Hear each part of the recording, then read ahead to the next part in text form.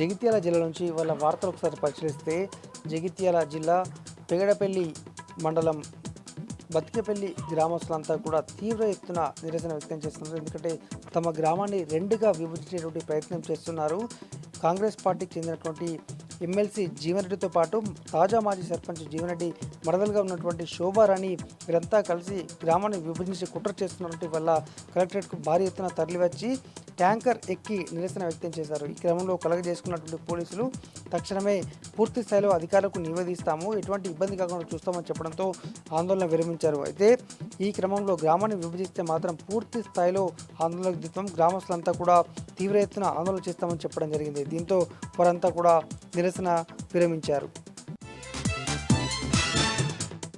ఇక మరొక వార్త, జగిత్యాల జిల్లా ప్రధాన ఆసుపత్రిలో ల్యాబ్లో పనిచేసినటువంటి ఓ వ్యక్తి పూర్తి స్థాయి బాధితుడిగా ఉంటూనే ఆయన బయట వ్యక్తులకు బయట ప్రైవేటు ల్యాబ్లకు పంపిస్తున్నాడు టెస్టుల నిమిత్తం అంటూ వరుస ఫిర్యాదులు అందడంతో ఆ ఇన్ఛార్జిగా ఉన్నటువంటి ఎవరైతే ఆ ల్యాబ్లో పనిచేసేటువంటి ఒక చిన్న స్థాయి ఉద్యోగిని మాత్రమే సస్పెండ్ చేశారు. అయితే ఉన్నతాధికారుల ప్రమేయం లేని తామేలా చేస్తామంటూ ఆయన బయట చెప్తున్నటువంటి సమాచారం. మరి అసలు ఏం జరిగింది, అధికారులు చెప్పిందే ఆయన చేస్తాడు తప్ప ఈయనేం చేస్తాడనేటువంటిది ఒక ప్రస్తుతం చర్చనీయాంశంగా మారింది. ఎందుకంటే అన్ని మెడికల్ హబ్గా మారినటువంటి జగిత్యాల జిల్లాలో టీ హబ్ కూడా జగిత్యాల జిల్లాల కేంద్రంలో ఉంది. 63 రకాల పరీక్షలు చేస్తున్నటువంటి నేపథ్యంలో బయటకు పంపడం ఏంటనేటువంటి దానిపైన ఇన్ఛార్జిపై చర్యలు తీసుకోవాలని అయితే బాధిత వ్యక్తులు అలాగే వీళ్ళంతా కూడా చెప్తున్నటువంటి పరిస్థితి.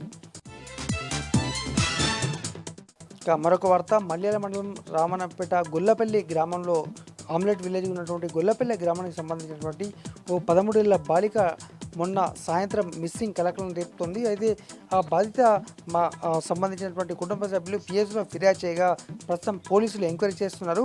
జగిత్యాల పట్టణానికి చెందినటువంటి శంకర్ అనేటువంటి వ్యక్తి ఆమెను కిడ్నాప్ చేశాడనేటువంటిది అయితే గుర్తించారు. ప్రస్తుతము మిగతా ప్రాంతాల్లో అంటే కరీంనగర్లోని రామగుండం తదితర ప్రాంతాల్లో ఆ వ్యక్తి తీసుకుపోయినట్టు తెలుస్తుండగా పోలీసులు అయితే ఇంకా గాలిస్తూనే ఉన్నారు. సీసీ ఫుటేజ్ అలాగే మిగతా ఇష్యూల ఆధారంగా తనైతే గుర్తించే ప్రయత్నంలో 3 టీములుగా గాలిస్తున్నారు.